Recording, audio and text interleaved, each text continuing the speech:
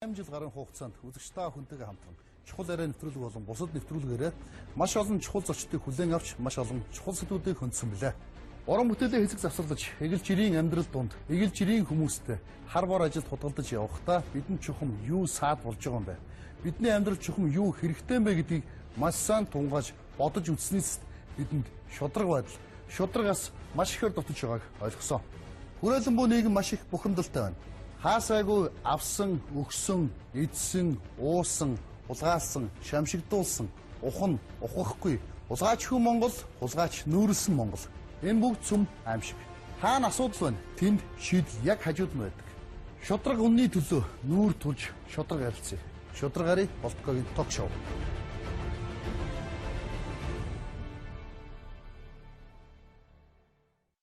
Оройн тэргүүцчтэй VTV-с шудраг гарыг ток шоу нэвтрүүлгийн ээлж дугаар эхэлж байна. Сэтгүүлч Бодин Болдоотор ток шоу хөтлөө болж байна. За, уламжлалсаар үзэгч та бүхэндээ бас нэгэн сонирхолтой зочныг шоунд өрн оролцуулж байна. Манай өдрийн зочноор Улсын хурлын гишүүн Октябрийн Баасанхүү өргөдөн оролцож байна. За тэгэхээр танд бас сонгуульд ялт байгуулсанд баяр хүргэе. Уулзаагүй бас удсан байна. Тийм ээ. Та бүхэнд бас энэ өрөө мэндийг хүргье. За тэгэхээр тантай өнөөдөр ямар асуудлыг ярих гэж дуудсан бэ? Шууд ярианд орж уучлаарай. Улсын хурлын чуулганы хуралдаанаар Монгол Улсын эрхлэгчийн сонгуулийн тухай хуулийн төслийг хилцэхэд бэлэн болоод байгаа гэсэн ийм мэдээлэл байгаа. Гэхдээ энэ хуулийн төслөөр таны хийсэн мэдээллийн дагуу болон сэтгүүлч бас миний зүгээс олж харсан зүйл бол Монгол Улсын үндсэн хууль ноцтойгоор ихээр тэрс мөн ноцтойгоор зөрчигдөж байгаа байдлаас ажиглагдж байгаа. За хоёрдугаарт бол Монгол Улсын эрхлэгчийн сонгуулийг хин нэгэн намын эрх ашигт буюу эсвэл бүр хин нэгэн хүний эрх ашиг зохицуулан үндсэн хуулийн одоо өөрчлөлтийг оруулах гэдэг байна гэдэг. Тийм үү? Ерөнхийлөгчийн сонгуулийн хуулийн төслөөр үндсэн хууль жоохтой буруулчлаа уучлаарай.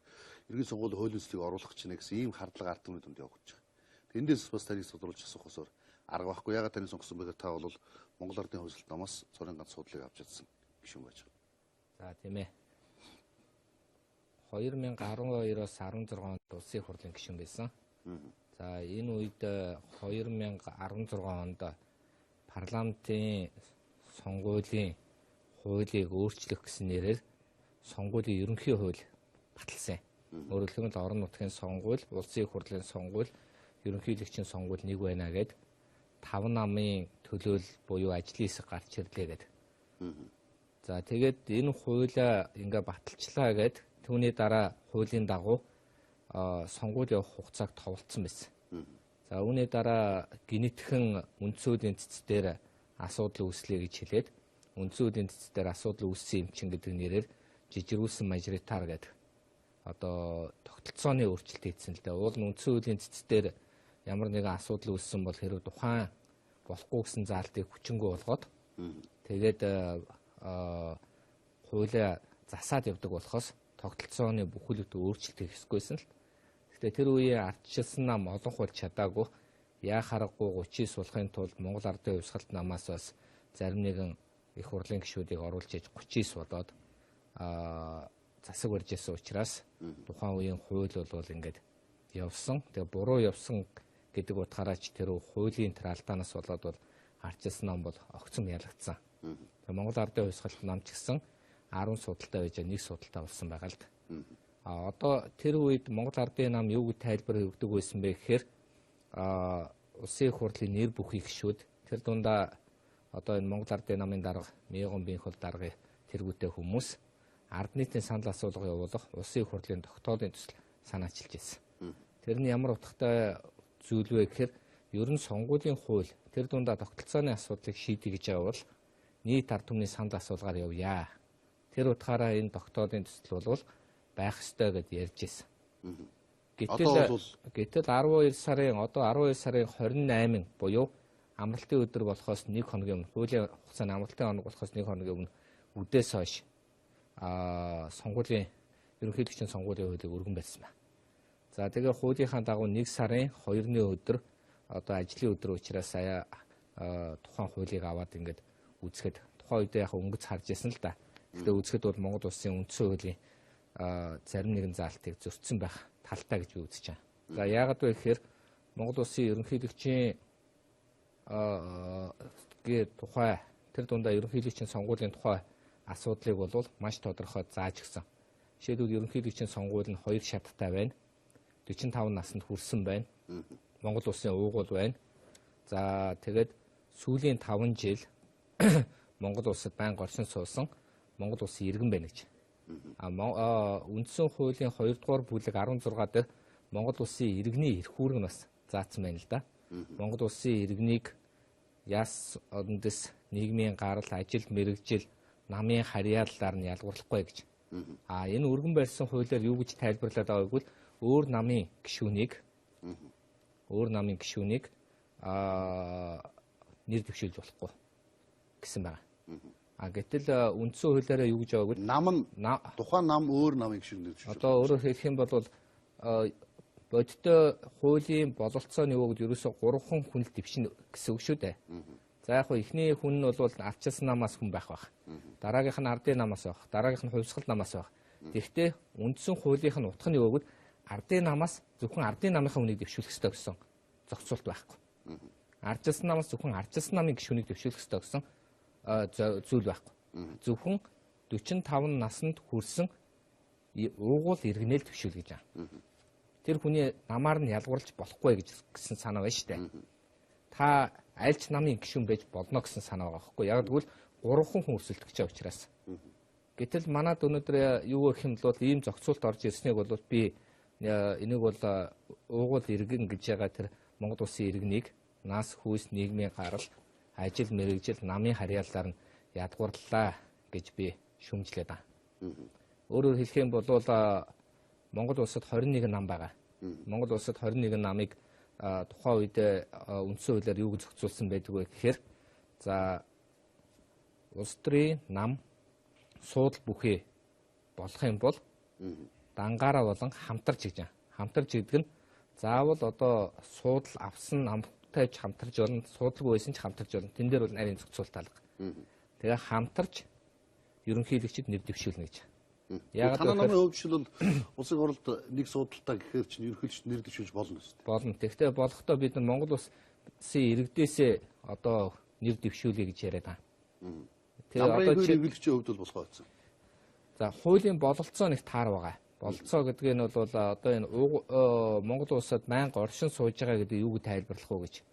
Гадаадын иргэн харьяатын одоо харьяат хэрэгцсэн байдлын тухай хуулийн дээр Монгол улсад байнга оршин суух гэдэг бол 6 сараас дээш хугацаагаар тухайн улсад оршин сууж байгаа иргэнийг хэлнэ гэж ойлголт байна. Тэр утгаараа хэрвээ ойлгох юм бол дэвших бололцоо байна. 5 жил яг тасралтгүй амьдрах ёстой гэж байгаа бол энд бол дэвших хүмүүсийн бололцоо бол ер нь бол хэцүү болно гэж үздэг. Энэ би наадтай ч асуух гэдэг юм л да. Монгол улсын үндсэн хууль болохоор Монгол улсын уугуул иргэн хаанч амьдрах, чөлөөтэй зорчих, амьдрах бүрэн эрхтэй гэж заасан. Тийм үү? Гэтэл юу гэдэг танаа намаас чил би зүгээр энэ асуултыг асууч л дээ. Намрын 2 гишүүнийг одоо хуучин ерөнхийлөгч ясныг нэр дэвшүүлэхээр зэхэж байна уу? За яг өөртөө нь бол тодорхой ярьсан зүйл байхгүй. За миний хувьд одоо ерөнхийдөө зүгээр Монгол Ардын Хувьсгалт намын тодорхой албан тушаал эрхэлж байгаа жишээлбэл Эрдэнэжамын тийм ээ. Болон бусад хүмүүс ярьж байгаа одоо удуул сайд эдний хэвлэл төгсөн ярилцлагаар харах юм бол өөрөө дэвшихгүй гэсэн, өөрөө дэвшихгүй хэнийг ч дэвшүүлэхгүй гэсэн утгатай яриа гарсан. Би бол өөрөө дэвшихгүй байвал тэр хүний өөрийнх нь сонголт тэрийг хүндэтгэж үзэх ёстой. Хэнийг ч дэвшүүлэхгүй гэдэг үгийг бол хүлээн зөвшөөрөхгүй гэдэг байр суурьтай байна. Тийм. Тэгээд нөгөө талаас парламентын сонгуулийн үед жишээлбэл 2012 сонгуулийн үед Наран гэрэлгээд академич манай намаас нэр дэвшиж байхад тэр үед дээр хуулийн өөр намын иргэн парламентын сонгуульд дэвшиж болохгүй гэсэн заалт байсан учраас ардын нам гинэтхэн намынхаа гишүүн тайртай болж гарч ирээд энэ чи манай намын гишүүн гэж хэлээд маргаа үсгээд тэгээд сонгуульд одоо оролцох бололцоог нь бол хааж ирсэн. Тэгэхээр энэ хуулийн ер нь сонгуулийн тогтолцооны бас нэг онцлог гэж нэг юм байна л да. Орон нутгийн сонгуул бол тухайн орон нутагт байгаа эсхийг нарийн нэгтлэх ёстой юм угаасаа. Тэр утгаараа хуулийн дээр тодорхой заасан байдаг. 6 сараас дээш хугацаагаар амьдэрсэн байх ёстой байдаг. Парламентын сонгуулийн үед намын харьяалын бас сайн одоо юу гэдгийг бас нэгтлэх ёстой. Яг тэгвэл 39 үед түүнээс дээш ялсан нам нь суудал авч ялсан нам нь засгийн газар бүрдүүлнэ гэж байгаа учраас энэ бол хоёрдмол одоо юу гэдгийг намын харьяалтай байж болох. Ерөнхийлөгчийн сонгуул бол ерөөсөө 45 наснд хүрсэн иргэн байх хэрэгтэй байхгүй. Намын харьяал хамаарахгүй байх хэрэгтэй гэсэн үг. Тэр альч намын иргэн байж болно. Альч одоо юу гэдгийг тийм ээ юу гэдгийг альч намд эсжсэн одоо байгаа эсвэл төрийн албаа агч байж болох байхгүй. Одоо энэ хуулийн дээр нэг ноцтой бас нэг зүйл орж ирсэн. 1 сарын 1-ээс өмнө төрийн жинхэнэ албаа хаагч ерөнхийлөгчид нэр дэвшихээр болвол ажлаасаа халагдсан байх ёстой гэдэг заалт орж ирж байгаа байхгүй. Гэтэл Монгол улсын иргэн ерөнхийлөгчид нэр дэвших тэ заавал ажлаасаа чөлөөлөгдсөн байна гэдэг бол нэгдүгürt нь хуулийн бодолцоо нь байхгүй. Дараагийн одоо магадгүй 21 оны ерөнхийлөгчид дэвшигч хүн тэрийг хэрэглүүл яадаг юм гэхээс 1 сарын 1-нд чинь аль хөшөө өнгөрцөн байгаа үстэй. Хоёрдугаарт нь ер нь ийм зохицуулт болвол болохгүй. Ягаад тэгэхээр энэ бол нөгөө төрийн тэргүүнийг сонгох сонголт болохоос парламентын сонгуул биш шүү дээ. Одоо тэгээд Мегомын их бол ерөнхийлөгч нэр дэвшсэн гэж үзвэл одоо ажлаасаа гарцсан байх хэрэгтэй юм шүү дээ. Төрийн жинхэнэ албаагч биш л дээ. Улс төрийн албаагч учраас тэгээ гарцсан байх хэрэгтэй биш л дээ. Тийм төрийн жинхэнэ албаагч гэдэг нь би одоо төрийн нарийн хийж байгаа ч юм уу төрийн нарийнаас доош одоо эмч багш юу ч хийж болно шүү дээ. Тийм 45 наснд хүрсэн над нэг ийм ойлголт надад чи би өмнөх сонгуулиуд ч бодож исэн байхгүй. Төрийн жинхэнэ хаагч албан хаагч улс төрийн албан хаагч гэдэг. Улс төр гэдэг чинь өөрөө төрөө улс төр чинь өөрөө төрөө үүсгэж байгаа шүү дээ. За Эрдэнэтийн 49% бол 49% бол бас нэлээд маргаан тарилаа. За дээрэс нь та Эрдэнэтээс сонгогдсон гишүүний хувьд бол ажлын хэсэг байгуулагдсан одоо ажиллаж байгаа л да. Бид нар сэтгүүлч юу биш ажлын хэсэг юу болж нэг чих тавиал яваад байна. Гэхдээ 49% дээр Эрдэнэтээс сонгогдсон гишүүний хувьд бас таныг бас нэлээд ярих болов гэж бодсон. Тэгэхээр 2013 онд бол би энэ асуудлаар дуурсан байгаа. Хэрвээ та бүхэн санаж байгаа бол Эрдэнэт төлөвлөрийг хаалттай хувьцаат компани болгох ёстой. Ийм хуулийн төсөл яаралдаа бичихгүй бол наад Эрдэнэтийн 49% зарах алхам хийгдчихлээ гэдэг би Эрдэнэтийн оон дээрээс хэлсэн. Хэрвээ Google-дэд баасан хөө хаалттай хувьцаат компани гэдэг ч юм уу монголоор очиод гараад ирэх байх. Дараа нь 16 онд 4 сард сайхан бэлгээ би мэтгэлцээ дуудсан. Эрдэнэтийн энэ хувьцаа зарж байгаа асуудал хоёулаа мэтгэлцье. Чи энийг зарж байгаа гэж нь Монголын ард түмэн зөвгөө гэж байгаа бол би маргааш нь улсын хурлын гишүүнээсээ татгалцлаа. Улс төрд орохгүй сонгуульд нэр дэвшгүй. Чи энийг зарж байгаа чинь буруу. Чи юм буруу юм хийж байна гэд хэлэх юм бол би юу яана? Одоо энийг элдэн далангуу одоо юу гэдгийг ярьж ингээд сонгуульд орно гэсэн. За ингэнгүүт 6 сард нөхдөөд энийг нууц тогтоол болгоцсон учраас миний нөгөө ил ярих бололцоо байхгүй болчихж байгаа. Тэгвэл ийм юм байхгүй. Эрдэнэтийн асуудал бол энэ зарагдахгүй гэдэг та сонгуулийн сурсгааны уулзалт дээр хэлж ирсэн. Үгүй би зарагдахгүй гэж хэлээ л дээ. Харин ч бүр зарагдсан гэж хэлээд бүр зарим нэг хүмүүстэй гар мар бариад та нар энийг одоо зардсан гэдгийг хоёлаа одоо тэр Эрдэнэтийн юу гэдэг тийм студи байдгийг би одоо ямар студи вэ эзнэг тэр видео бичлэг хийдэг залуучууд тэд нартэй хүртэл ороод иргэдтэй нүртлээ. Тэгээ манай PR-ын хүмүүс юу гэж тайлбарлажсэн гişүнээ хүн дургүй юмдаа зөвшөөрдгөө маа. Наад эрдэнтчүүдэд та үйлдвэр чинь зарагдсан гэж хэлвэл одоо хүнийг хорт тавдартай байна гэж хэлвэл тэд нар юу гэж хүлээж авах вэ? Баярлаа би гоё хорт тавдартай байна гэхүү. Уул нь үннийг хэлж чад нь баярлах ёстой үстэй. Гэтэл эсэргээрээ таны үйлдвэрийг чинь зардсан гэвэл энэ мөн худалч гээд бүр одгүй гişүн одоо тухайн нэр дэвшижсэн хүртэл намайг шүүхэд өгөн Эрдэнэтийг зарсан гэж чи намаа зарсан гэж ярьлаа гэдэггүй. Одох байхаа таныг зарсан гэж би хэлээгүй шүү дээ. Танаа намынхан зарсан гэж би хэлсэн шүү дээ гэдэг хүртэл ярьжсэн л та. Тэгээ нууцын зэрэгтэй болсон учраас би бол ингээд ил ярих болцоогүй болоод хуулиараа хоригдсон байсан. За дараа нь анх дугаар чуулганаас эхлээд асуудлуудыг хөндөж тавьсан. Тэгээ ажлын хэсэг гарсан. Харамсалтай нь ардын намынхан маань ажлын хэсгийг улсын хурлын төвшөнд биш зөвхөн хууль зүйн байнгын орооны төвшөнд яригдсан учраас хууль зүйн байнгын орооны гишүүд ажлын хэсэгт орсон. За би 12 сарын 28-нд хууль өргөн барьсан байгаа. Тэр нь ямар хууль вэ гэвэл Эрдэнэтийн хөгжлийн сан гэдэг хуультай болёо. 51-ээс нь 100 сая доллар, 49-ээс нь 100 сая доллар, нийлээд 200 сая доллараар сан байгуулъя. Аваад. Дээрээс нь 17% роялтыг оюу толгойтой адилхан 5 болгож буулгаад 12%-ийг нь тэр хөгжлийн санал руу хийя гэдэг. Ийм одоо улсын хурлын тогтоолын төслөөр хуулийн төслөө ингээд өргөн барьсан байгаа. Тэгээд энийгээ би одоо араас нь явнаа. Яагаад вэ гэхээр альва юм тухайн үед нь л арга хэмжээ авахгүй л яваад өгчдөг байхгүй юу? 13 онд намайг ярьж байхад л энэ дээр арга хэмжээ авсан бол өнөөдөр ингэж хинч халгалт суухгүйсэн. Тэр 4 сард мэтгэлцэн гэж яхад манай хөвлийнхэн хамт суугаа та юу мэтгэлцэх гээд байгаа юм бэ? Та нөгөө Ганбаатар шиг оюутлогоо ярих гээд байгаа юм уу? Юу ярих гээд байгаа юм гэж ямар ч сэтгүүлчид ирээг байхгүй юу? Би бүр өөрөө нэг хэдэн төгрөгөд өөртөө зориул бүр шторк хийгээд фэйсбүүкээр тавьж илэн штэ.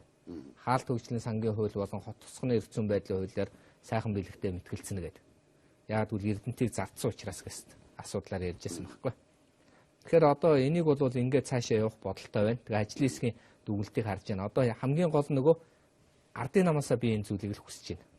65-лаа болсон яаж шийдмээр байна. Миний хэлээд байгаагаар эрдэнтчүүдэд хайртай бол миний энэ яриад байгаа хуулийг хурдаараа батлаад өгчмөр байгаа. Яг тэгэхээр байгалийн баялаг барагдана, малын буян мэрэгдэнэ. Энэ баялаг чинь нэг өдөр дуусна. Яаж яхад үр ихтэй компани худалдаад авсан байгаа. Тэр компани чинь бас өртөө компани шүү дээ. Өчнөө газруудаас зээлмэл хийсэн юм байлээ. Тэгэхээр тийм учраас бол эдгээр чи юу гэдгийг манай эрдэнтчүүд бол эцэц юу яагаад хохироод үлдэнэ. Тэгэхээр энэ хөгжлийн сангийн хуулийг хэрэг баталчих юм бол яг уу ашгаа аваад явна үз, үйлдвэр хаагдана үз. Тэгвэл бид нар дахин үйлдвэр байгуулах мөнгө хуримтлалттай болж байна. Норвег ч гэсэн өнөөдөр байгалийн баялаг дээрээ суурилж хот тосгон байгуулад байгаагийн цаад утганы өгвөл тэр сан байгуулагдсан учраас дараа нь тэр үйлдвэр тэр баялаг дууслаа гэхэд энэ сангаараа дахиад улсынхаа ирээдүг авч явна гэж тооцож байгаа. Тэрэн шиг Эрдэнэт хотыг баталгаажуулсан сантай болох ёстой гэдэг асуудлаар улсын хурлын хөвжөөдлөөс бодож байгаа л та. Нэгэнт л одоо ажлын хэсэг гарцсан дүгнэлтэд гарах хүртэл нь бол Нямдар сайдаас хулаал ярьж суусууд бүгд чимээгүй л болчихлоо л да. Зүгээр одоо ажлын хэсэг гараад дүгнэлт гарсны дараа бид нэр яах ёстой юм бэ гэдэг айгүй сонирн болчих واخ. Тэгвэл та Эрдэнэтээ сонгогдсон гишүүн байждаг. Эрдэнэтэй очиход буцаад намтайгаа мөнгөчнө. Яаж болно? Одоо ГОК-ийн удирдлагч өөрөө худалдаа хөгжлийн банкнаас ч юм уу тавигдсан тэр удирдлага байд юм. Эсвэл Монголын засгийн газар тавигдсан удирдлага гэдэг танд огт хамаарахгүй болчих واخ юм л да. Асуудлын гол нь дахиад нэг зүйл хэлэх гээд байна л да. Ардын нам 65 гарсан. Үнэлэхүй болгох. Ажлын хэсгээ байгуулсан. Одоо яамаар байгаа нь ардын намд яамаар байна? Ардын намын өөрийнх нь бүр ирэх. Яаж ч болно. Өөрөөр хэлэх юм бол ард түмэн тэдэнд давуу эрхийг өгсөн байна шүү дээ. Тэр Монгол ардын хувьсгалт нам давуу эрх өгсөн бол бид ингэмээр гэж ярина. Би хууль санаачлагчийнхаа хувьд бол ядаж ингэч гэд хуулиа өгчөхөд байна. Одоо ардын нам маань өөрөө 65-лаа болоод ажлын хэсгийг ороод уул нь оны өмнө ажлын хэсгийн дүгнэлтээ гаргаад цаашаа явна гэсэн шүү дээ. Тэгээ бид нар одоо энэ дүгнэлтийг өдөр болгон гэж хэлэх нь хаашаа байна. Чуулган болгоны нээлтэн дээр нөгөө хилцэх асуудалтай холбоотой үг өгөхт нь асууж байгаа, шаардж байгаа. Одоо юмаа хийгээч. Ард түмэн хараад байна штэ гэж. Тэгэхээр бол бүх эрх мэдэл байна тэдэнд. Яаж л бол яаж хийж болно. Тий. Дараагийн асуулт зөргийн асуудалтай холбоотой. За ер нь зөргийн асуудлыг зөргийн алгыг бол одоо олон жилийн өмнөөс ярихдаа Эрдэнэт үйлдвэрийн хувь заяатай баяр сайд тэдэн удаа дуудаж одоо Эрдэнэт үйлдвэрийн тухай ямар байр суурьтайг асуусан ингээл яриад л эхэлдэг л дээ. Тэгэхээр бас л та тэнд Эрдэнэт үйлдвэрийн хувь заяатай нэгд холбоотой байсан асуудал холбогдоод ирдэг. За дээрээс нь та улсын хурлд байж хуульч хүний хувьд саяны зөргийн асуудлаар одоо энэ яллах дүгнэлт буюу энэ зөргийн хэрэгтэй холбоотой асуудал юу гэж утсан бэ? Яг уу нэр бүхий 3 хүн сая анхан шатны шүүхээс ял авлаа. Тэр 3 хүн манай Эрдэнэтийн их залуу буюу миний сонгогдсон 47 дугаар тойргийн иргэд байгаа. Их залуу багийн. Их залуу багийн. Тэгээд ерөнхий прокурор хэлсэн. Зориг агснаас гадна дахиад 4 хүн байгаа гэж. Аймнаас хохирсан асуудал байгаа гэж чуулган дээр хэлсэн байгаа. Тэр 4 иргэн ч гэсэн бас манай Эрдэнэтийн иргэд байгаа. Бүгд Эрдэнэтийн. Тийм бас л манай тийм. Тэгэхээр бол миний хувьд юу гэдгийг хохирсон хүмүүсийн төлөөч би дуурмаар байна. Хохироосон гэж байгаа хүмүүсийн төлөөч дуурмаар байна. Гэхдээ хууль болвол өөрөө хязгаарлагдмал болцоотой. Гэхдээ саяны яг хурдан гишүүн хохирсон иргэдэж үзэж байна уу? Жишээ би хохирсон гэдэг тэр нөгөө нас орсон 4-ийг хэлээд байна л да. Хохироосон гэдэг нь сайн ял авч байгаа 3-ыг хэлээд байна л да. Тэгэхээр аль альныхын төлөө би уулна. Төлөө гэдэг нь ямар учраас өмөрч биш. Хууль эрх зүйн зөв байгаасаа, боломжтой байгаасаа хүний эрхийг хангаасаа гэж би дуурахыг хүсэж байгаа. Гэхдээ хуулиар надад өгөгдсөн бололцоо нь хязгаарлагдмал юм. Би жишээлбэл өргөдлийн байнгын хороонд байхдаа 461 дугаар ангид шүүх хурал хийдгийг болиулсан байсан. Энийг бүр ингээд шүүх ерөнхий зөвлөлтөнд тохирсон. Гэтэл сая хинэн сэргээцийн дахиад 461 шүүх хурал хийлээ. Би өнөөдөр ерөнхийлөгчийн хүний хуулийн бодлогын зөвлөлтөд яриад ерөнхийлөгчд дамжуулж өгөөч. Хуулийн хяналтын байгууллага хяналт тавьдаг хүн, ардчилсан ерөнхийлөгч хүн цаашид хизээж битгий 461-т буюу урьдчилан хорих төвд шүүх хурал хийдэг байгаа чи. Монголоос өөр оронд шорон дотор нь яллаад шорон. Монголоос өөр оронд байхгүй шүү дээ. Нөгөө Орслав тийм байхгүй. Орос Ходорковскийд ял өгөхдөө шүүхийн танхимд хийжсэн шүү дээ. Миний мэдчээр. За мэдхгүй би одоо яг шүүхийн танхимд тэгж ингэж улаан террористуудтай яаж харьцдгийг бол игс бах тийм ээ. Тэгтэл ер нь хүн амны хэрэг бол хэдэн ч хүн алсан байсан гэсэн шүүхийн танхимдаа игээл явдаг. Тэгэхээр энийг бол би эрс эсэргүүцэж байгаа. А хоёрдугаарт нь бол улсын ерөнхий прокурор дээр орж бол би байр суурь илэрхийлсэн. Ямар байр суурь илэрхийлсэн бэ? Нэгдүгüүрт нь хүний эрхийг нэгдүгээр тавиач. Хоёрдугаарт нь боломжийн үйл нээлттэй хийгээч. Гуравдугаарт нь ядаж тойргийн гишүүнийх нь хувьд ажиглагчаар оруулаач гэсэн. Тэгэхээр хуулийн дээр тойргийн гишүүнийг ажиглагчаар оруулна гэсэн хуулийн зохицуулт байхгүй учраас бас хаалттай болчиход байгаа. Тийм учраас би бол яг одоо юу гэдгийг хэвлэл мэдээлэлд байгаа хүмүүстэй адилхан л одоо мэдээлэлтэй байна. Зүгээр чуулган дээр бол би маш тодорхой асуусан. Ганцхан хүний амнаас хохироогоогүй юм биш үү? Яагаад вэ гэхээр дахиад олон хүмүүсийг алсан байдлаар ял өгчлөө штэ гэхээр улсын ерөнхий прокурор хэлэхдээ дахиж 4 хүнийг шатааж алсан гэсэн байхгүй. Би судлахад тэр 4 хүн нь манай Эрдэнэтийн 4 хүн хохирцсон байна. Тийм учраас би адилхан эрдэнчүүдийн төлөө хохирсон хүмүүсийн хинч төлөө дуурмаар байна. Хохироосон гэгдэж байгаа хүмүүсийн төлөөч дуурмаар байна. Тийм учраас бол хуульд байгаа болцооны хүрээнд л ажиллаж байна. Тэгээ энэ хоёр дарга би сонгуульд эргэж сонгуульд оруулоор нь орохгүй бол хинч орохгүйгээ танд тулгуул та яач вэ? Надад л тийм тулгалт хийгээгүй. Зүгээр би тэхгүй байх гэж бодож байна. Монгол улсын ерөнхийлөгч байсан хүн, Монгол улсын бүхэл төрийн өнөөдөр албан тушаалд байсан хүн сонгуульд орё гэж байгаа бол юм хий гэж орох байх. Сонгуульд орохгүй гэж байгаа бол бас нэг бодсон бодолтой болоод орохгүй гэж хэлэх байх. Тэрнээс ямар нэгэн ерөнхийлөгч болж одоо юу гэх юм бэ? Нэр зүй гэсэн байхгүй шүү дээ. Нэг хийгээгүй яах үлдсэн ажлууд байвал тэрийг гүйцээ. Хийх ёстой зарим нэгэн бас ард түмэн хүсэж байгаа юмнууд байвал тэрийг хийл гэж орох байх. Тэр утгаараа би л энийг хийнэ. Би ихгүй л өрхөн чи ихгүй гэж арай хэлэхгүй байх гэж. Би хувьдаа л итгэж байна. Ягаад гэвэл ингээд танайхан чи ингээд ойргоор уулзал санал зөрөлдөх юм эсвэл одоо энэ улс төрийн байр суурьмаар зөвлөдөхгүй зөвлөж байгаа л да. Зөвлөж байгаа юм. Тийм. Бас нэг асуух юм чи хөдөө зөв бодож ийн л да яриа таны яриан дундуур.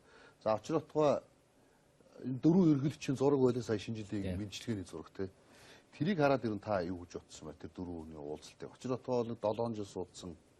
За дараа нь Багвандгаа гарч ирээд 2000 онд чинь Багвандгаа гарч бас 8 жил суулаа. Тэрийн тэргүүн байсан хүмүүс зогсоод шинэ жилийн мэдчилгээ дэвшүүлж яана л гэж бодсон.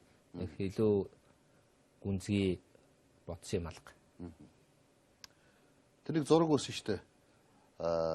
Эдээний арталд жигтэйхэн баян таргын эдээний арталд гуруулаа гэж зураг. Дараа нь хоосорцсон тавгны ард ингээд дөрвөлөө зогсож байгаа зураг бэлэггүй нэг тийм зураг та харж өнгөрсөн үү? Тэгэхгүй зөвөр юм болгоныг ингээд юу гэдэг прагматик харах хэрэгтэй л дээ. Хийсрээ төсөөлөд байвал тэр ерөөсө тодорхой үр дүнд хүрэхгүй л дээ. Тий. Тэр зүгээр болсон тохиолдлыг ямар нэгэн бодлоготойгоор хийсэн юм шиг тийм ээ бодож өөрсдөө бас тэгээ зовох хэрэггүй л дээ. Одоо ерөнхийлөгчийн сонгуулийг та энэ чигээр одоо хууль батлагдаад явна гэж харж байна. Эсвэл дахиад өөрчлөгдөх болов? Бүх эрх мэдэл ардын намд байгаа.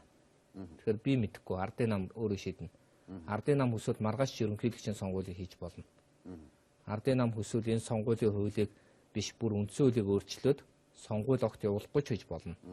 Яг гэвэл 65 гэдэг үл үнэмлэхөө олонх учраас бүх эрх мэдэл ардын намд байгаа. Миний үүрэг бол хууль нь юм байгаа шүү, жишг нь юм байгаа шүү, зарчим нь юм байгаа шүү. эргээд та нар өөрсдөө ард түмнийхөө өмнө хариуцлагатай хандах ёстой шүү. Энээс болоод гарах үр дагаврыг би сануулсан шүү гэдгээрээ би бол үргээ гүйцэтгэж явж байгаа. Шаавал сайж гүйцэтгэж явах шиг байна. Ямар ч гэсэн хийж байгаа хэвлэлийн баг хулаас чинь бид нар хэд хэдэн үнцэг хараад гайхчихлаа өсөл дээ. Нэрэл тийм байна даа. Зүгээр одоо та зүгээр хуульч хүний хувьд юу гэж харж байна гэдэг бас нэг сонирн байгаа даа. Ер нь Монгол улсад ерөнхийлөгчийн засал хэрэгтэй юм уу юу? Эсвэл одоо юу гэдгийг сонгуульд нэр дэвшлээ гэж чинь тэдэн хүний санал аваад 100 мянган хүний гараас суулгацсан байж хичээлбэл ерөнхийлөгчийн сонгуульд нэр дэвших хэрэгтэй. Польшийн одоо жишээ байж тийм үү? Ерөнхийлөгчийн сонгуульд нэр дэвших хэрэгтэй болдог ч байт юм уу? Эсвэл ерөөсөө Монгол улсад ерөнхийлөгч гэдэг юм хэрэггүй юм уу? Уг нь бол бэлэг тэмдэг байлаа шүү дээ. Ер нь 2 дараагийн үеэс элбэг дөржин үеэс энэ ерөнхийлөгч гэдэг маань энэ тоогоороо улс төрийн тоогоороо байнга гараад дүр самарддаг, энийгээ зохицуулт хийдэг, энийгээ барьдаг баацдаг ийм юм гарч ирсэн л дээ. Гэхдээ би бол ингэж хэлэх гээд байна л да. Жишээлбэл за Монгол улсад ардчилсан нам төр бариу сайн уу, ардын нам төр бариу сайн уу гэдэгтээ яг адилхан асуулт байгаа байхгүй. Асуудал намдаа биш. Энэ тогтолцоог авч явж байгаа хүндээ байгаа. Ерөнхийлөгчийн засаглал сайн муу гэж одоо хэлэхэд бол эрт зүгээр нэг л үнэн байгаа. Жишээлбэл Хятадын элчин сайдын яамнаас Монгол улсын ерөнхийлөгч Далай ламыг урьж авчирсан гэдгийг хүлээн зөвшөөр гэж тулгалт хийсэн байдгийн. Хэрвээ парламентын засагтай болохоор бидэнд бол энэ бол нэг хүчтэй тусахгүй байх. Хэрвээ ерөнхийлөгчийн засагтай байвал ямар нэгэн иймэрхүү одоо та буруу юм хийсэн чинь танаа төр буруу юм хийсэн гэж хэлээд янз бүрийн одоо юу гэдгийг барьцаанд орохыг үгүйсэхгүй. Би одоо жишээлбэл Кубын Фидель Кастро гэж байжсэн тэр нөхцөл байдлыг харахад олон ер нь ерөнхийлөгчийн засагтай хооронд том гүрний хувьд бол ерөнхийлөгчийн засаг бол их чухал байдаг. Жижиг гүрний хооронд бол хүчиг ерөнхийлөгч байгаад засаглалаа бүр яшиг тэндээ бүр өгөөд эсвэл бүр парламент руу ерөнхийлөгч бүр одоо засаглалын хүч тийм муудсан юм бол байхгүй. Жишээлбэл 65-аа байж л ерөнхийлөгч шиг л гэсэн үг шүү дээ. Уул нь бүх эрх мэдэл нь байж л байна. Энд одоо нөгөө нэг хуучнаар одоо юу гэдгийг хэрэлдээл байна, гацаагаад байна, болохгүй байна гэж яриад байсан. Тэгэл одоо ард түмэн за тэгвэл нэг талд нь баг бүгдийг өгчийгээл одоо юу гэдгийг ардчилсан нам, хувьсгал намаас үл хамааран ажиллая гэж өгсөн байна. Тэр чинь ерөнхийлөгчийн засгаас ялгараадах юм юу ч байхгүй штэ. Тийм нэг бодлогоороо шийдвэр гаргачих юм чинь. Хэрвээ та нар өцөгдөр сонгуулийн хуулийг харж байгаа бол 3 нам зөвшөлдсөд шийдэхийн тулд байнгын орон дээр ардчилсан намыг оруулж ирээч гэхэд ардчилсан нам орж ирэлгүйгээр дангаараа ингээд зүрцсэн гэж явж байгаа шүү дээ. Тэгэхээр энэ болгон чинь юуг илэрхийлээд байна гэхээр асуудал нь заавал одоо тэр ерөнхийлөгчийн засаг сайн байна гэдгийн баталгаа биш ээ. Бид 2 том гүрний дунд байгаа нэг жижигхэн улс шүү дээ. Жижиг хүн амтай. Газар нутгийн хувьд том байлаа ч гэсэн тэр хэмжээгээр бид нар бол өнөөдөр Орос Хятадын тийм ээ дунд байгаа. Цаашлаад одоо дэлхийн бусад гүрнүүдийн дунд энэ байгалийн баялаг ашигт малтамлаараа сонирхтын татсан байгаа үед өнөөдөр ингээд нэг юу гэдгийг ухаантай бүгдээрээ хэлцүүл буруугүй бүлээ усаар бол хэрэггүй гэж өгдөг байдаг шиг бүгдээрээ хилэлцэж гаргадаг шийдвэр гаргадаг энэ системийг бол би бас буруу гэж бодохгүй байна. Тий. Ерөнхийлөгчийн одоо байх статус ч асуувал буруу юм байна. Монгол улсын ерөнхийлөгч нь ямар хүн байх ёстой юм бэ? Би одоо ингээд ерөнхийлөгч нэр дэвшиж байгаа хүмүүсийг харж байгаа байхгүй ажиллаа сэтгүүлч нөр тий.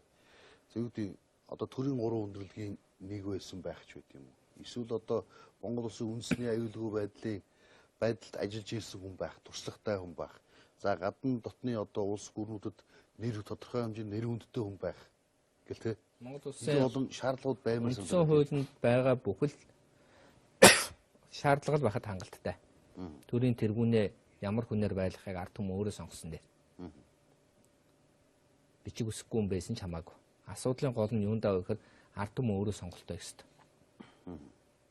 Одоо ард түмэн энэ сонголт хийдэг энэ нөгөө юу гэдгийг сонгогчийн боловсрал дээр бас нарийн анхаарах хэрэгтэй гэж би үзээд байгаа. Өөрөөр хэлэх юм бол нам гэдэг бол ардын нам сайн ч хүн байна, муу ч хүн байна. Ардчилсан намд ч адил, хувьсгалт намд ч адил. Яг тэгэхээр хүмүүс юу гэх юм бол 70 жил бид нар намыг шүтэж амьдэрсэн. Дараа нь бүгдийг нь авчиад энэ сая 500 мянга гэдэг юм уу 2 сая орчин сонгогчдыг бас намд гишүүнчлэр хуваацсан. Сүүлдээ нөгөөдөл нь бүр урам хон хугараад одоо арчилсан намаас харах юм бол 180 мянган хүнтэйгээд байгаа боловч 17-8 мянган хүн л байгаа нь одоо тогтоогдож штэ. Эн чи юу вэ гэхээр өнөөдөр хүмүүс сонголтоо хийхдээ дандаа намыг бодож сонгодог байсан байна. Одоо намыг биш хүнийг хараад хүний тэр одоо юу гэдгийг хийх чад тэр хөтөлбөрийг хараад хүн гэхээр зөвхөн тэр хувь хүний биш хийж чадах уугүй юу ярьж байгаа зүйл нь хэр бодиттой вэ гэдэг тэр хөтөлбөрийг хараад одоо сонгодог болох хэвээр. Ерөнхийлөгчийн сонгуулийн хувьд ч гэсэн яг ийм зарчмаар яваасаа гэж би хувьдаа хүсэж байна.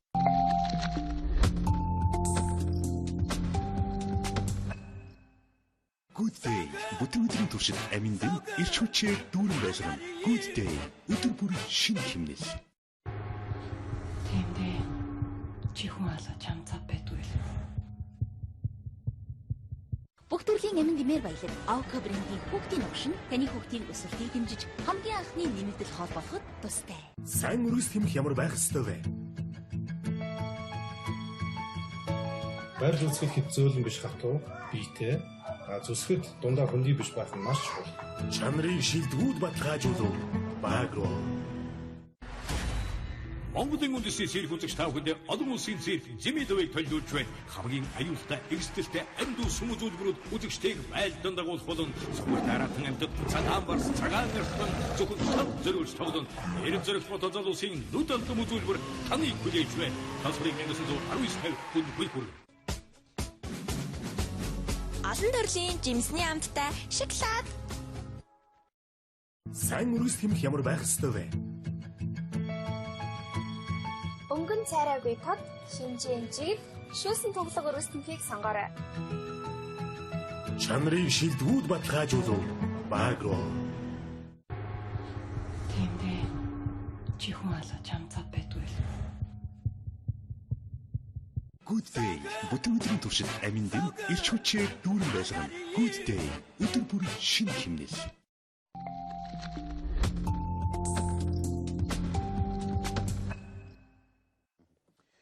Явж одоо энэ ерөнхийлөгчийн сонгуулийн тухай хуулийг хараад ирэхээр эцсийн дүндээ явж буцаал нэг үндсэн өдрөө бол очиж мөргөөд байна л да.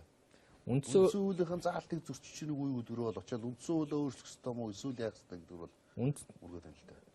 Ардын нам бол үндсэн үүлийг өөрчлөе гэсэн асуудал яриад хоёр ажлын хэсэг байгуулсан байлээ. Би бол үндсэн хуулийн зарим зүйлийг өөрчлөх ёстой гэж боддог. Жишээлбэл манай Эрдэнэтээс үе нэр дэвшигч байгаа хүмүүс ганцхан үг хэлдэг. Эрдэнэтийг хот болгоно гэж ярьдаг байхгүй. Хотын статусыг чи олж ирнэ гэд дан бочиргооч ярьжсэн, сод үлэгч ярьжсэн бусад хүмүүс ч гэсэн.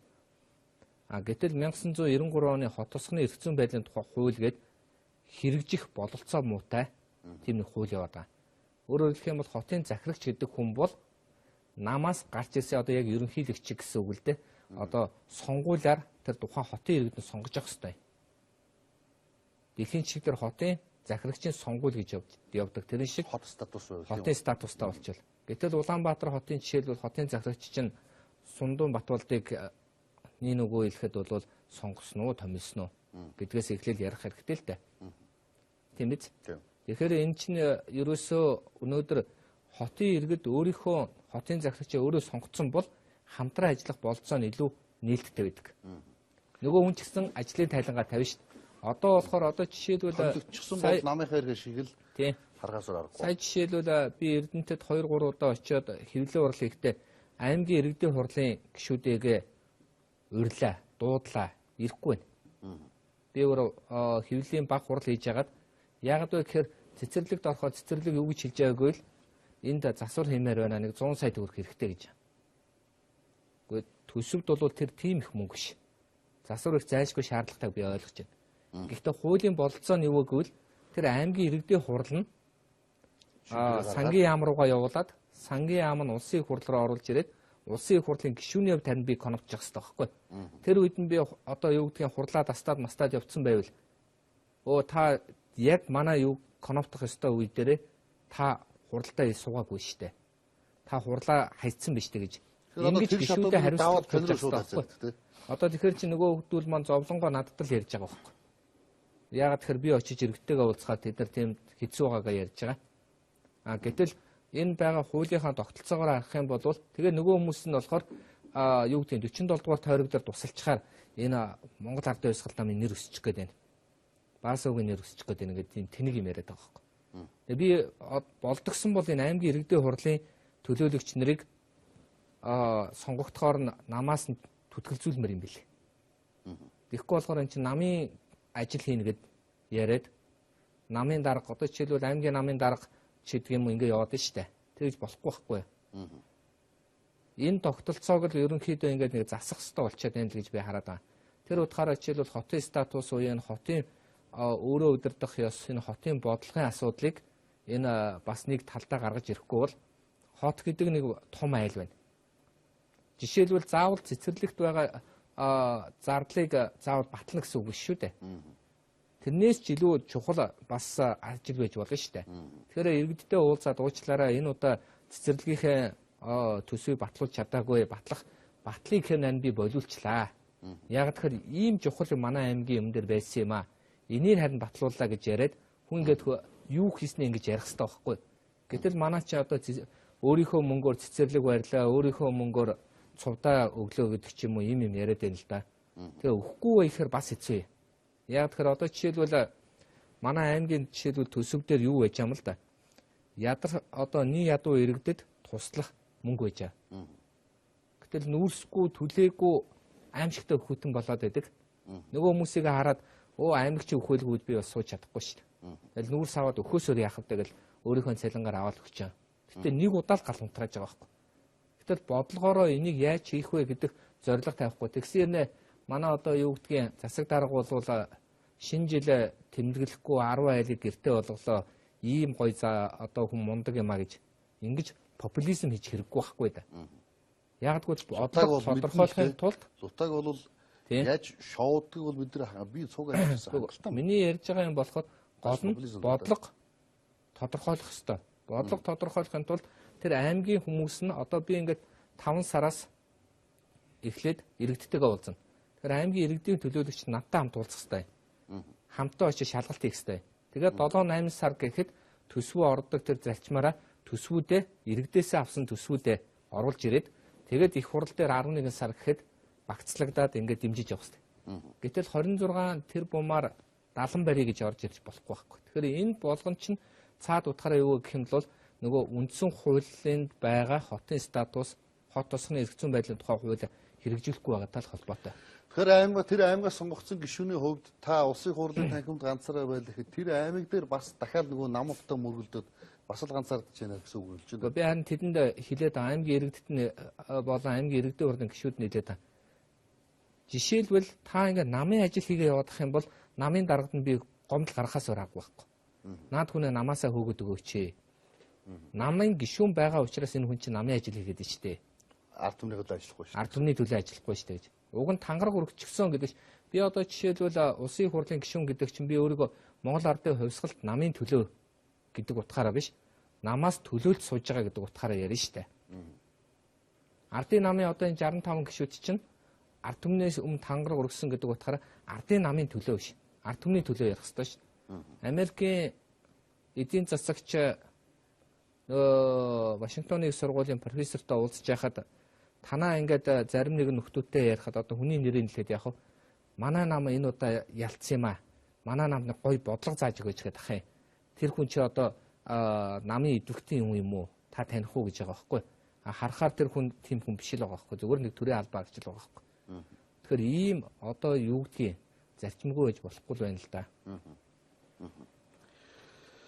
За энэ удаагийн дугаарыг ингээд энэ хүрээд өндөрлөе. За тэгээд би таныг бас энэ эргэлжийн тухай сонгуулийн эргэлжийн сонгуулийн тухай хууль дээр үлдээсэн юм байвал бас таны өөрөө яриагаар дуусгачих гэж бодож байна. Яг хоо ерөнхийдөө залтал ярьжсэн ямар ч тэрийг ерөнхийлөгчийн сонгуулийн хуулийг хэрвээ өөрчилж байгаа бол энэ сурталчилгааны асуудал болон тэгш гараанаас явах бололцоог олгоосоо гэж би бол хүсээд байгаа. Яг л гэхээр хэрвээ буруу хууль буруу жишг тогтох юм бол би ардчилсан намд уриалга гаргах гэдэг. Ерөөсөө хоёр нам хамтраад хэнийг ч дэвшүүлэхгүй. Ардын нам өрсөлдөгчгүй гарга. Ерөнхийлөгчийг гаргаж. Тийм, ерөнхийлөгчөө өөрөө л гарга. Яг гэвэл харин ч ардчлал бий болоод азар 3-3 нам хүн нэр дэвшүүлэх болцоо олгож явахад гол одоо эрх баригч нам болвол нөгөө хоёр намдаа туслах хэрэгтэй байхгүй юу? Хүй хамтдаа явъя. Хамтарч хүнээ дэвшүүлье. Хэн байвал зүгээр үү?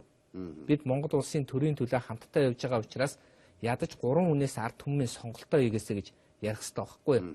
Яг гэвэл ганцхан хүнийг сонгуул гэдэг бол ямар харагдах вэ?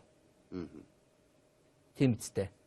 Ийм учраас өнөөдөр юу гэдгийг ард түмэнд бодвол юу гэдгийг өмнө хариуцлага үрж байгаа учраас эрх баригч нам бол цөөнхтөө хүндэтгэлтэй хандах байх гэж найдаж байгаа. Зүгээр энэ дашрамд хэлэхэд оюун даргээд улсын их хурлын гишүүн намайг Твиттер гүтгсэн байлээ. Гэхдээ өөрөө бичээг байх гэж би бодож байна л да. Би өөрөө нэг хайхтар Твиттер биччихдэггүй. Манай ингээл туслах мослохууд л биччихээ. Тэрэн шиг андуурсан болов гэж бодсон чинь сүүлийн үед бас тэрийг улам эрчимжүүлээд байгаа. Тэр нөгөөд би ерөнхийлөгчийн сонгуулийн үеийг санаачилж яваагүй. Оюун дээр гişээ өөрөө гар үсэг зурсан байлээ. Гэхдээ хуулиа уншиж зурсан байх гэж найдаж байна. Тэр хуулиа уншиж зурсан болвол тэнд хэн гар үсэг зурсан бэ гэдэг нь тодорхой харагданаа. Ийм л зүйл хэлмээр байна. Тэгэхээр би өөрийнхөө санаачилж байгаа хуулийнхаа эсрэг явна гэдэг бол хамгийн том тэнэглэл. Би хизээч өөрийнхөө санаачилсан хуулийн эсрэг явж исэн түүхч байхгүй. Тий. Тэр чухам яагаад тэгж харах болсон юм бол? Мэдгүй одоо тэр хүний л бодол штэ. Одоо худлуугийн 1000 хэлбэл үнэн болдог гэхчээр ерөн сүүлийн үед та нар ажиллаж байгаа энэ парламентод байгаа хүмүүс чинь үг хэлэнгууд намайг ингээ муулаад бүгдээр миний нэрийг дурдж ярьдаг болчиход байгаа байхгүй. Жишээлбэл та нар хэрэг санджаа бол гарам жил гишүүн би өрөө төлөл гэж хэлсэн. Гэтэ тэр гарамжил гэдэг хүнийг өрөө төлгээгүй. Энэ хөгжлийн банкнаас зээл авсан компаниуд өрөө төлгөж ирсэн. Гэтэл тэгэл ерөөсөө ингээл нэр төрлөө дайрах, давшлах, утаах өөрөө тийм байдлаар бол тийм хандаад байна л да. Яг тэгэхээр энэ бол бас ард түмэн харж байна л да. 65 хүн гэдэг бол 65 хүн биш. Энийн ард багаар бодоход 100 мянган хүн байна. Тэгэхээр 650 мянган хүн нэг хүний эсрэг явж байгаатай адил харагдана шүү дээ. Тийм учраас улсын их хурлын гишүүн бол хэдийгээр хэлэх үгэндээ хариуцлага үүрэхгүй гэдэг боловч ер нь бол альва зүйлд маш хүндэтгэлтэй бөгөөд зөв хандаж явах ёстой гэж үзэж байна. Ер нь хөгжлийн банкны зээлдэгчдийг зүгээр хил зарлж болдгоо. Ер нь гарганаа л гэдэг гаргая шүү, зарлая шүү гэл айлгаад ч байгаа юм уу? Эсвэл шантажлаад ч байгаа юм уу? Ийм хандлага гараад байгаа болохоос яг зүгээр тэр тэдэн хөрөн зээл авсан байна. Дээрээ ингэж төлсөн байна гэдэг шууд гарч болдог. Асуудал нь би өмнө ч хэлжсэн. Одоо ч бас дахиж хэлэх гээд байна л да. Зээл авах нь муухай юм биш ээ. Тэ, төлөх л өстой. Зээлээ төлөх нь төлөх бололцоотой үгүй юу гэдэг нь чухал юм. Тэрнээс их зээл аваад ажил хийж байгаа хүмүүсийг өнөөдөр юу гэдгийг энэ зээл авч гэж. Өөрөөр хэлэх юм бол хөгжлийн банк ерөөсөө 3 шалтгаанаар хүнд байдалд орсон. Нэгдүгээр шалтгаан нь юу вэ гэхээр орж ирсэн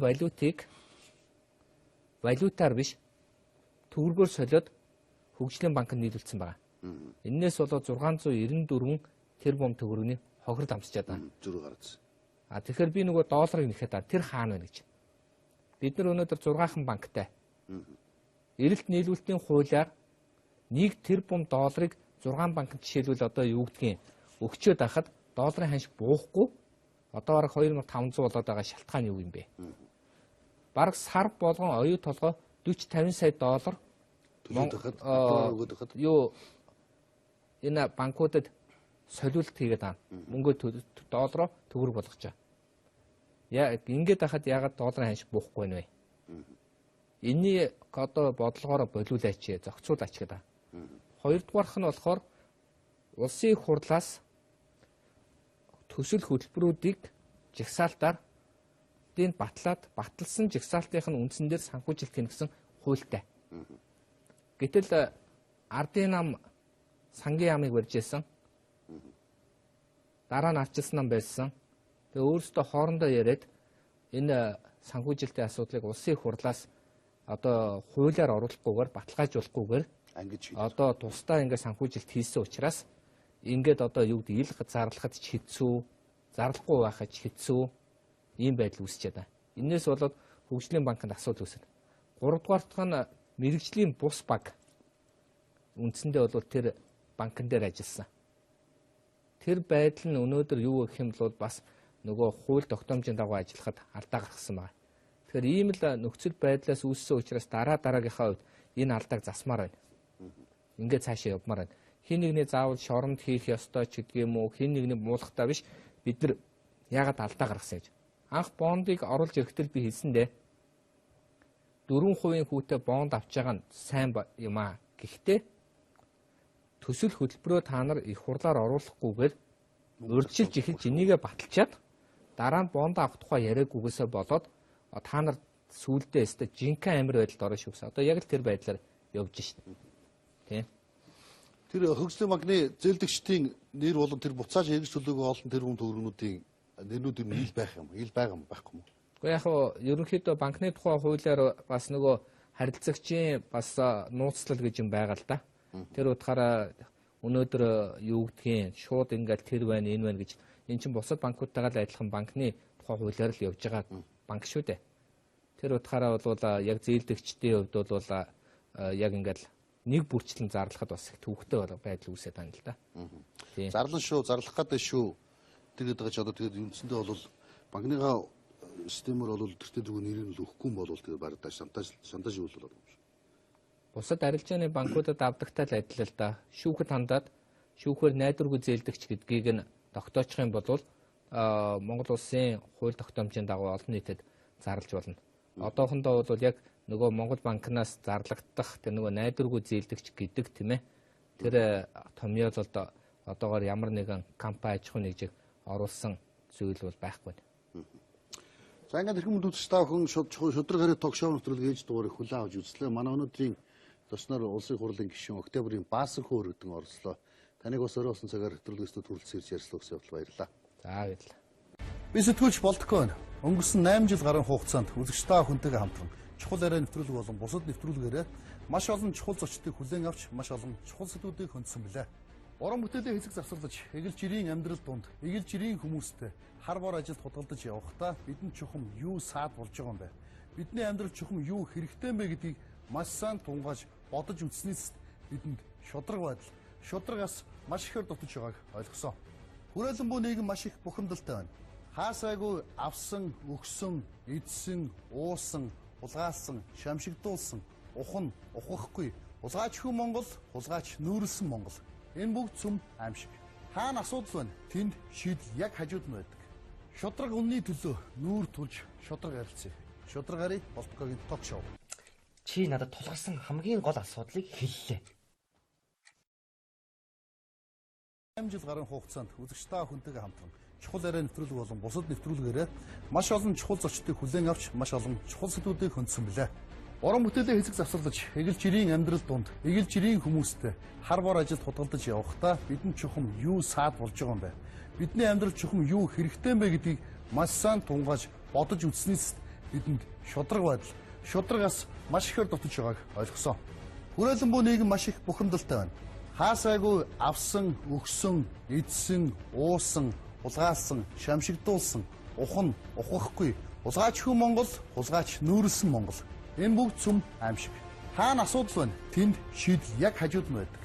Шудраг үнний төлөө нүүр тулж шудраг арилцъя. Шудраг ари болтгогийн ток шоу.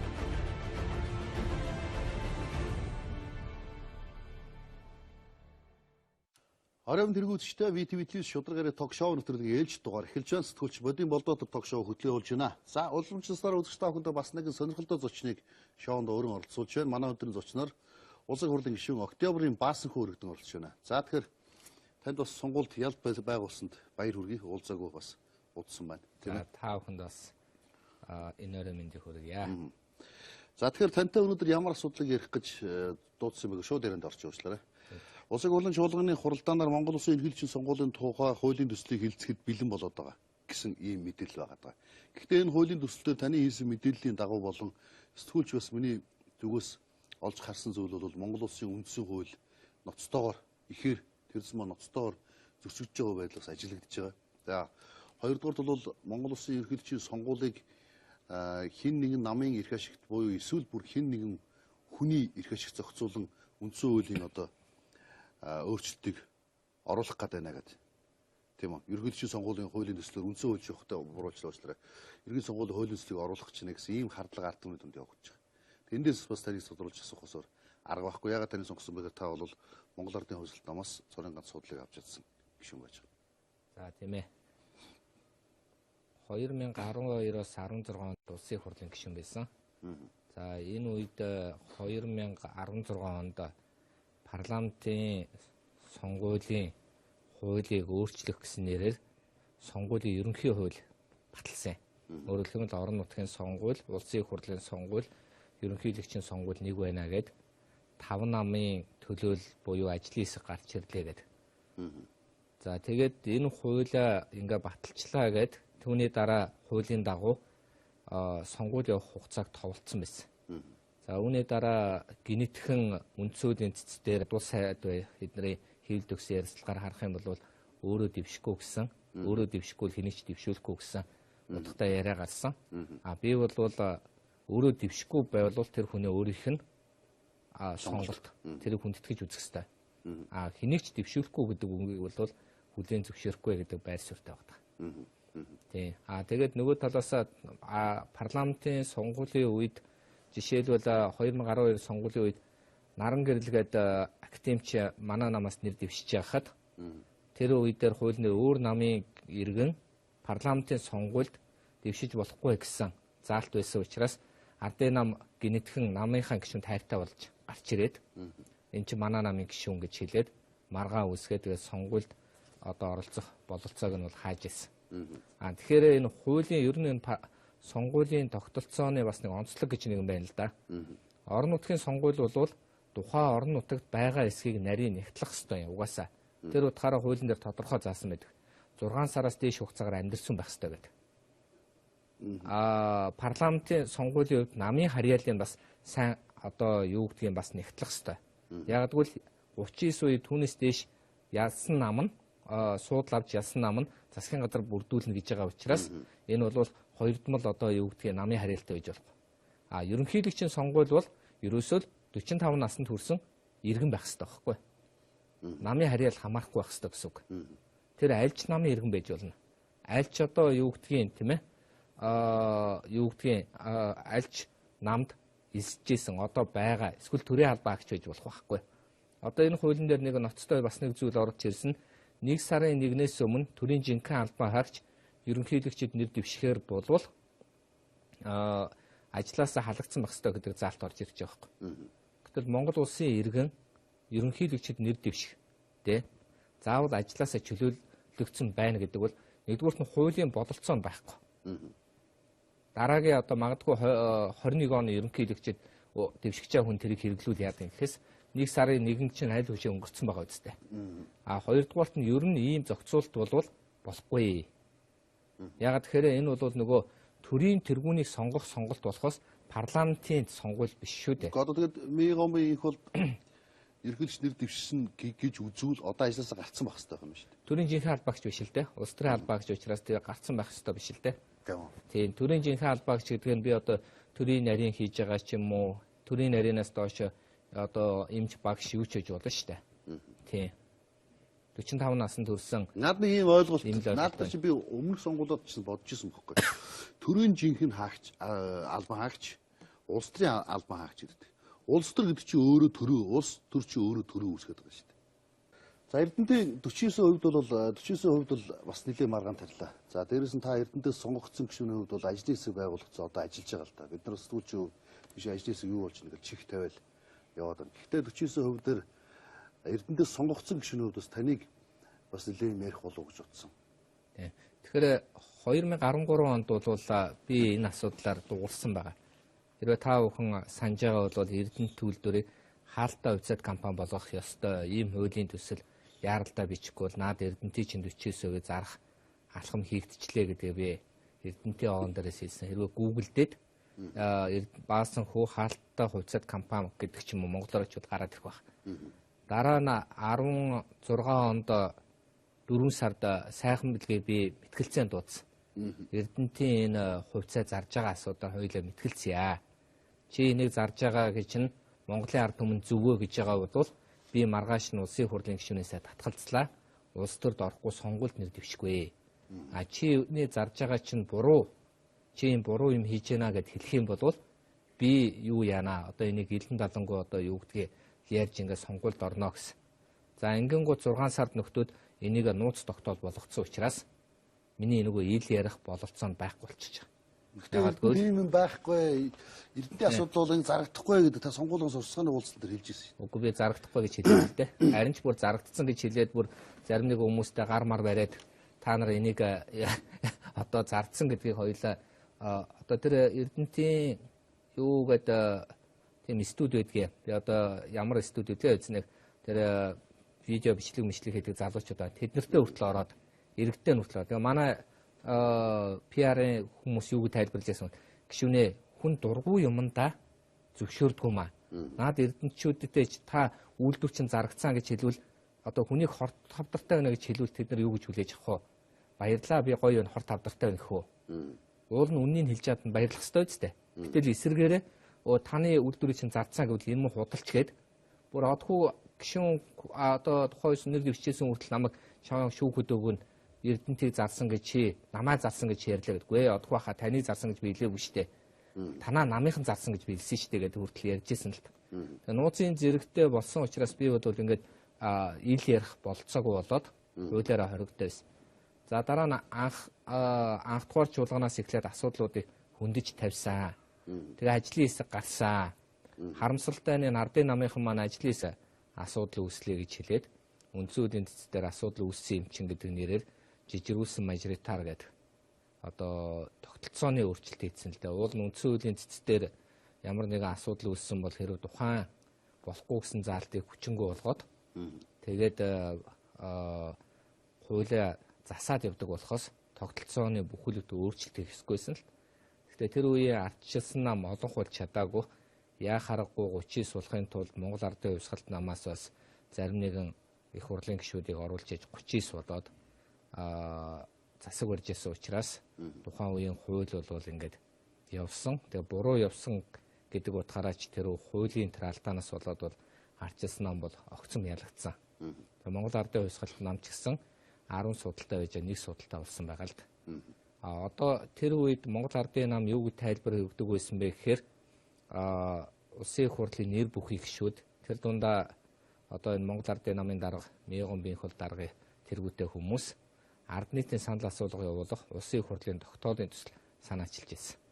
Тэр нь ямар утгатай зүйл вэ гэхээр ер нь сонгуулийн хууль тэр дундаа тогтолцооны асуудлыг шийдэх гэж явбал нийт ард түмний санал асуулгаар явъя. Тэр утгаараа энэ тогтоолын төсөл бол байх ёстой гэж ярьж ирсэн.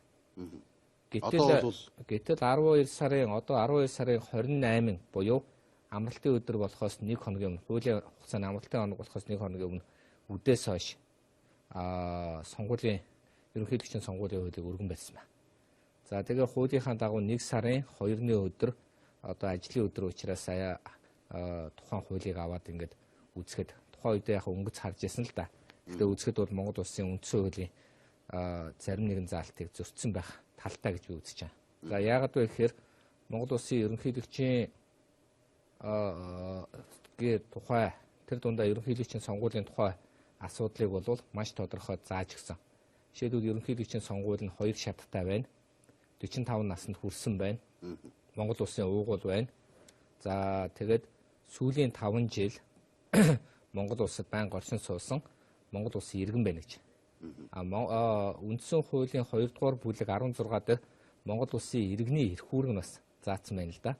Монгол улсын иргэнийг яс одондос нийгмийн гарал, ажил, мэргэжил, намын харьяаллаар нь ялгуулахгүй гэж. Энэ өргөн барьсан хуулиар юу гэж тайлбарлаад байгаа вэ? Өөр намын гишүүнийг нэр дэвшүүлж болохгүй гэсэн байна. Гэтэл үндсэн хуулиараа юу гэж байгааг тухайн нам өөр намын гишүүн нэр дэвшүүлж. Одоо өөрөөр хэлэх юм бол бодиттой хуулийн бололцооны өгд ерөөсө 3 хүн л дэвшин гэсэн үг шүү дээ. За яг хөө эхний хүн нь бол ардчилсан намаас хүн байх. Дараагийнх нь ардын намаас байх. Дараагийнх нь хувьсгал намаас байх. Тэгэхдээ үндсэн хуулийнх нь утга нь юу гэвэл ардын намаас зөвхөн ардын намынхаа үнийг дэвшүүлэх ёстой гэсэн зохицуулт байхгүй.